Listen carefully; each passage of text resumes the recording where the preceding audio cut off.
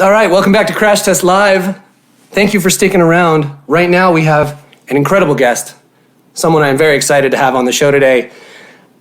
This was like serendipitous. It was great timing with this guest because I was posting the Maisie interview, or no, I was posting you debating, shredding me in Master Debaters last week.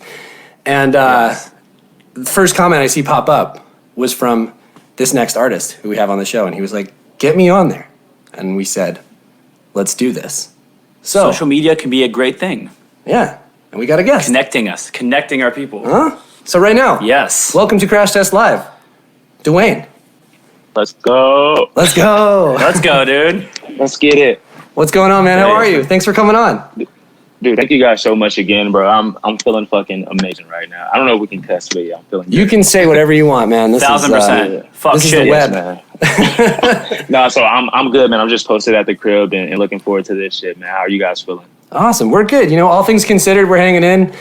We get to do this every week, which is kind of a fun escape from all the other crazy shit that's going on in the world right now. Most definitely. You know, so you're in California right now, correct? I'm in California. Yeah, I'm in North Hollywood at the crib. And yeah, man, we kind of work out of here sometimes too. And then I'm right by Madden, right by Hopeless. So I'm kind of in a good spot right now, man. Kind of amazing. That's exciting. We're going to get into all that because we have a lot of friends in common.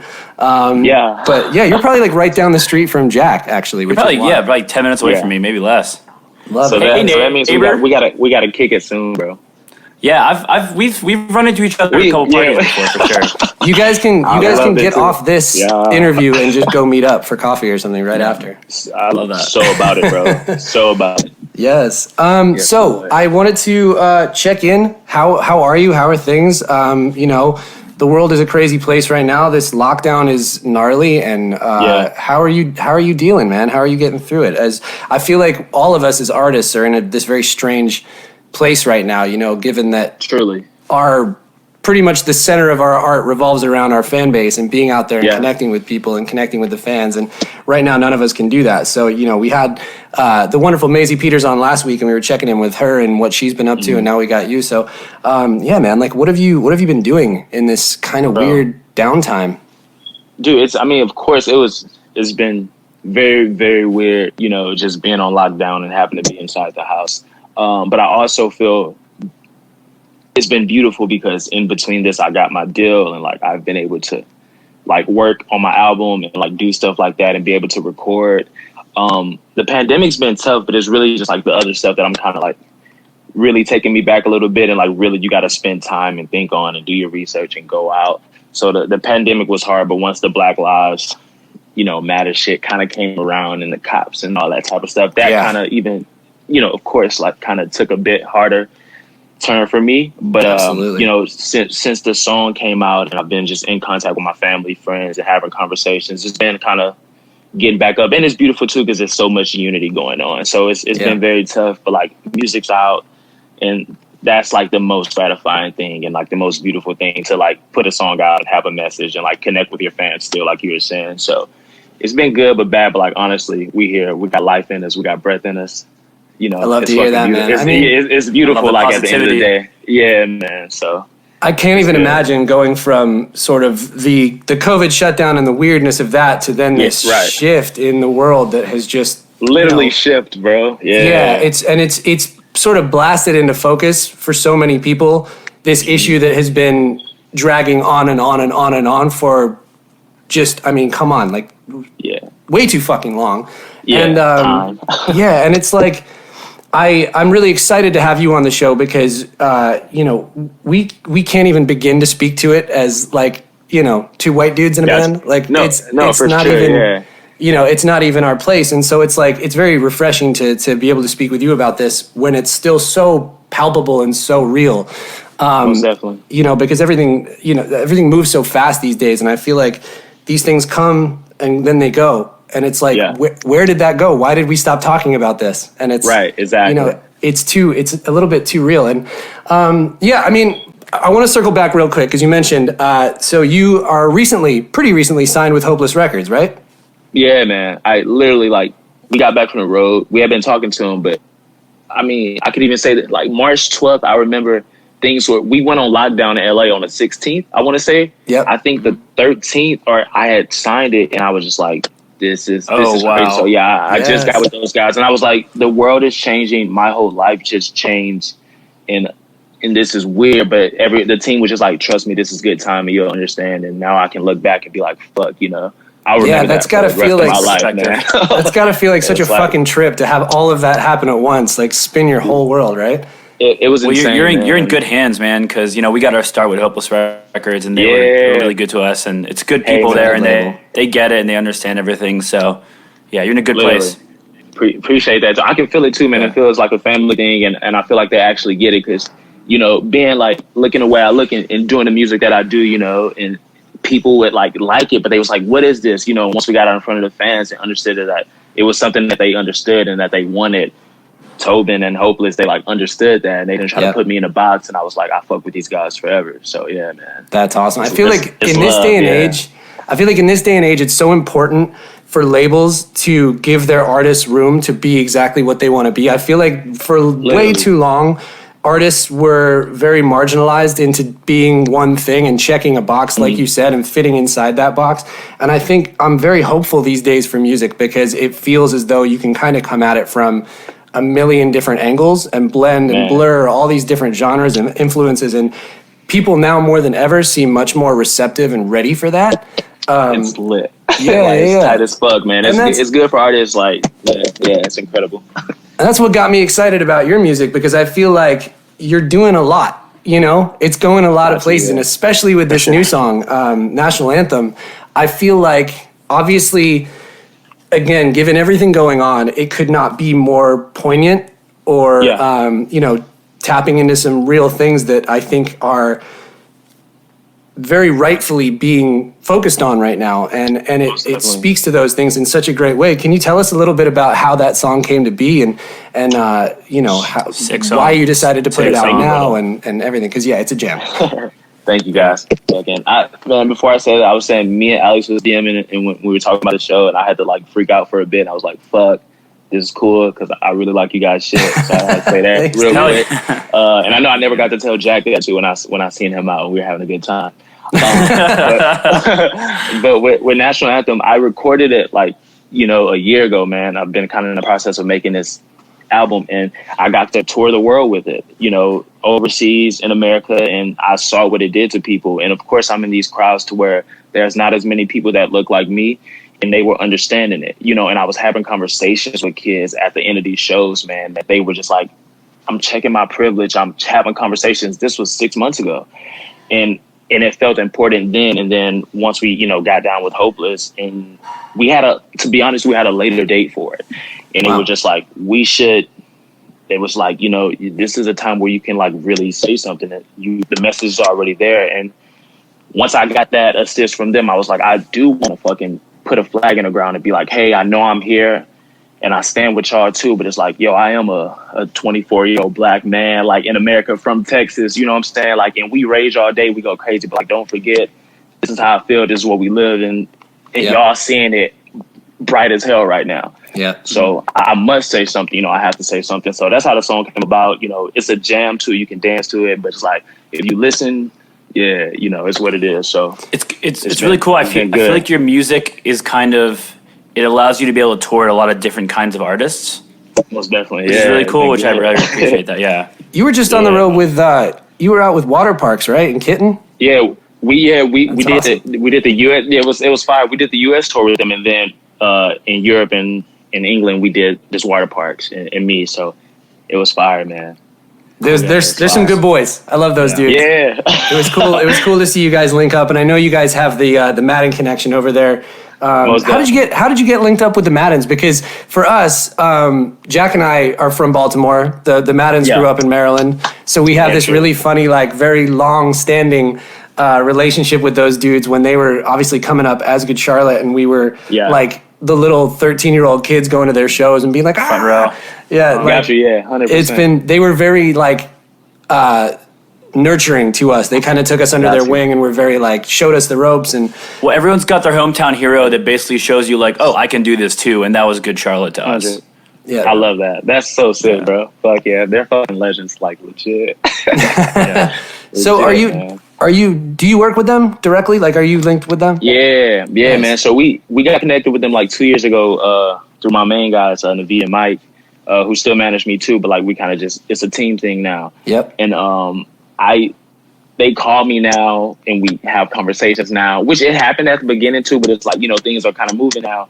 And the fucking knowledge that they are able to give, like a young person, like a young artist like me, who's just now, like, I feel like I'm on base, like I hit a single and like I'm on base right now. Yep. And the knowledge that they're able to tell me is genius, man. And I'm so thankful for those guys. They also let me develop before we went and signed a deal. Like, I feel like I'm also one of the artists I got to develop. Like, I didn't sign too early. I know what I'm doing. I know what I want to say. I know I want my guitars to sound like this. You know what I'm saying? And they guided a lot of that shit, you know? So love those guys. It's really important. It's really important to find your sound before you start putting yourself out there.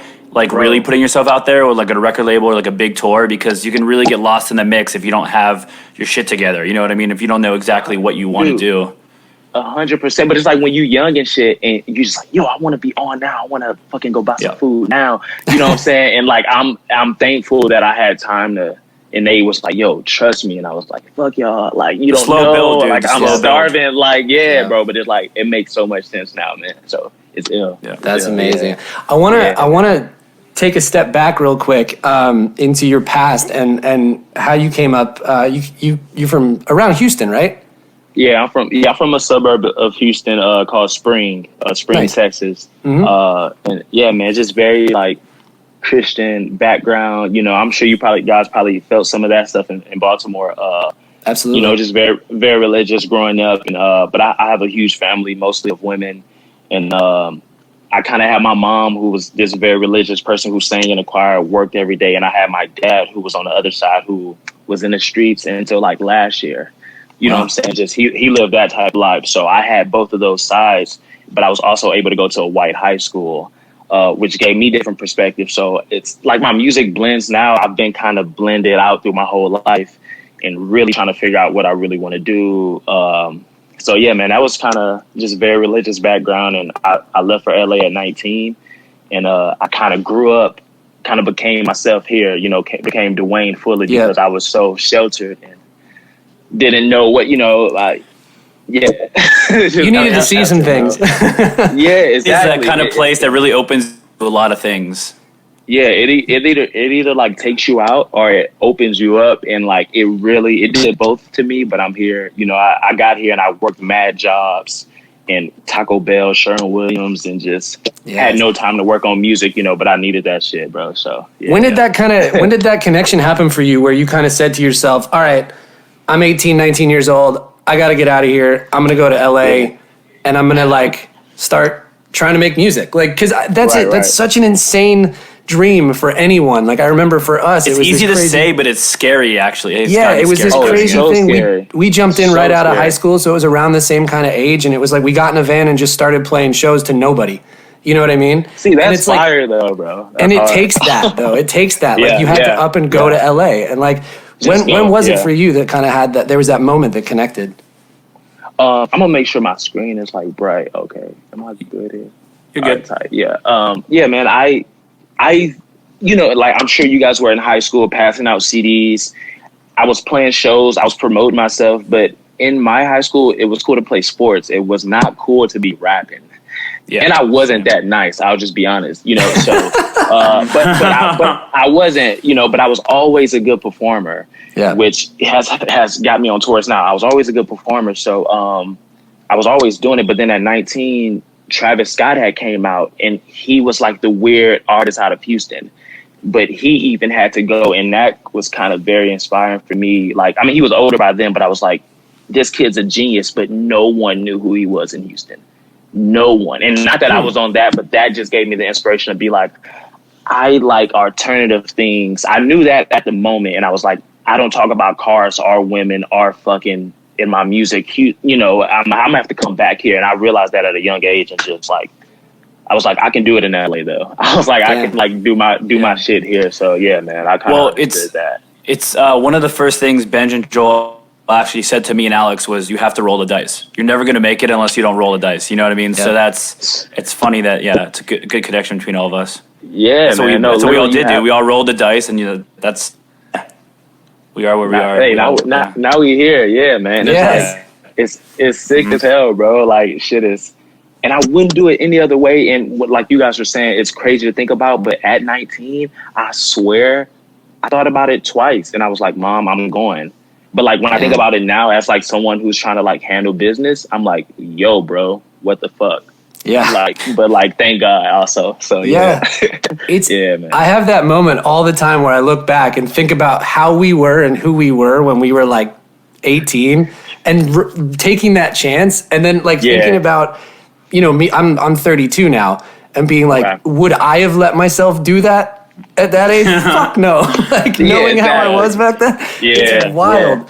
But it's crazy when you see these things kind of, take shape and start working out for people. And it's like what I find so amazing about what you're doing is that it's unifying so many different worlds and scenes. And like you said, I think one of the things that really jumped out to me when you were saying it is this idea that you were, touring on this music last year and years prior and playing for kids who, didn't necessarily look like you and didn't know where you were coming from and didn't know sort of the stories that you were telling.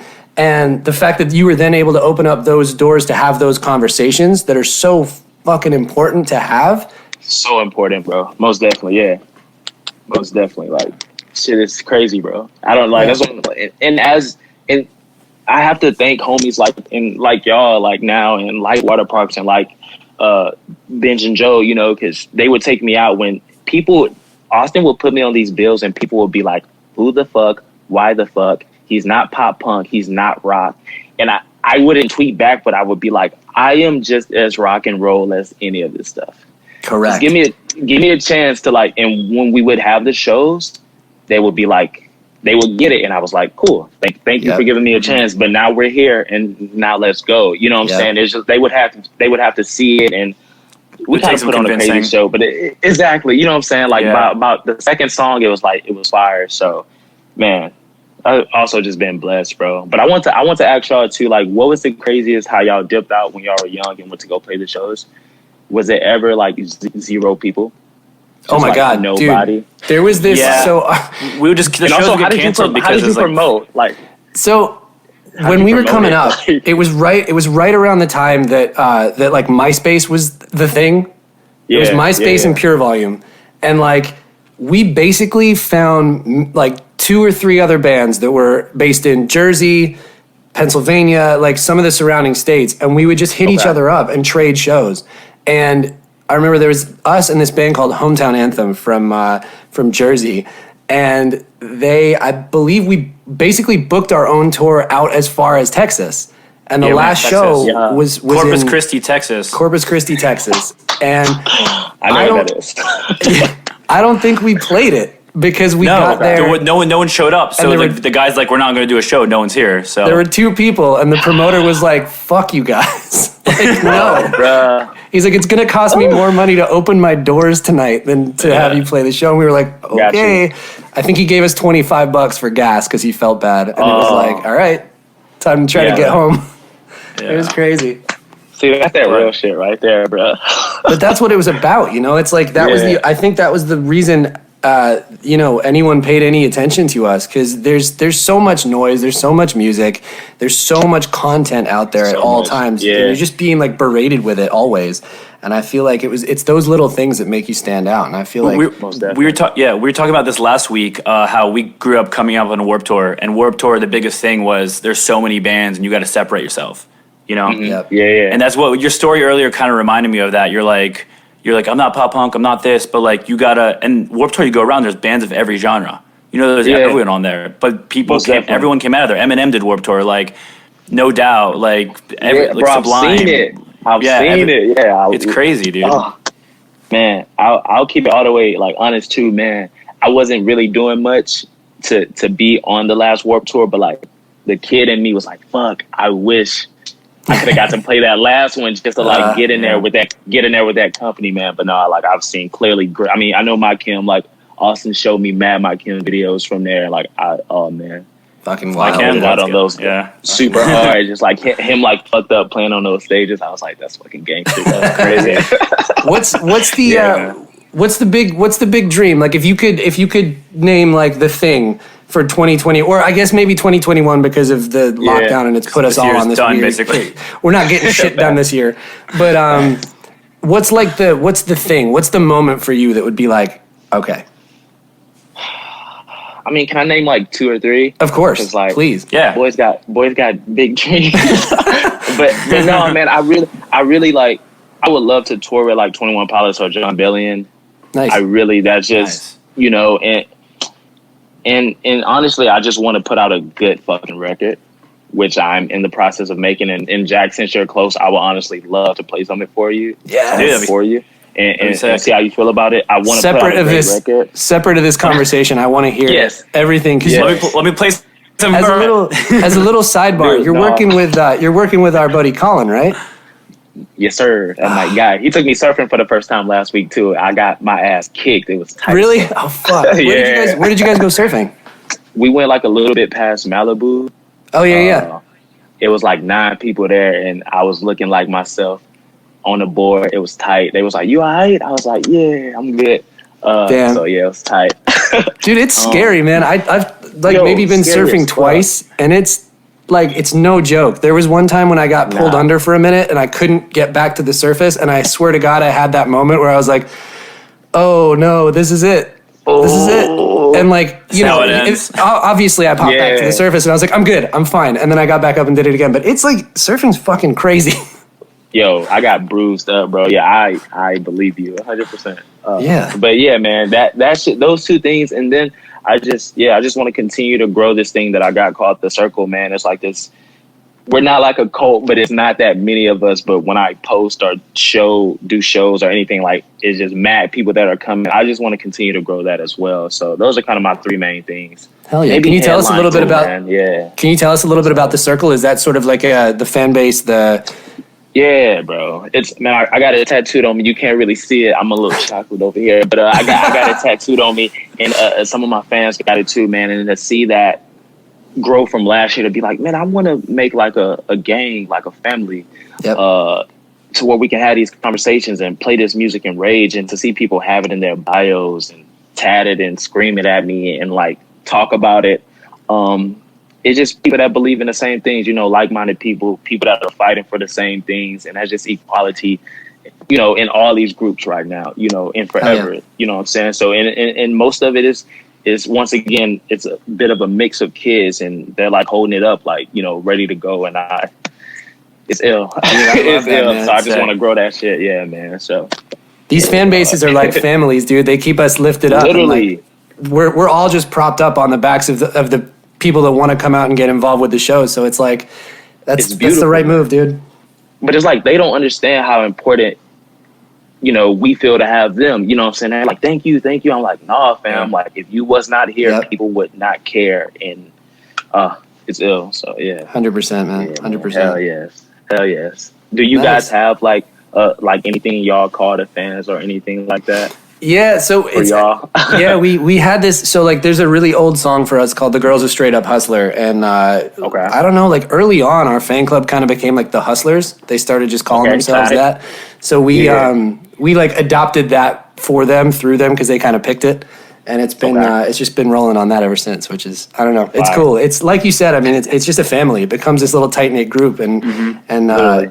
they're the ones I that see like. them more than I see most of my cousins. Bro, They're- real. They show up to everything, and like they're the ones that if you make like a weird ass record or some like very different music, they're the ones that Yeah. are like, I still fuck with this. Hell yes. You're like, thank you. I knew I wasn't tripping. Like, Yeah. There's always that yeah. bass to fall back on, even if you piss off the rest of the fans, which is great. Gotcha. You gotta have it.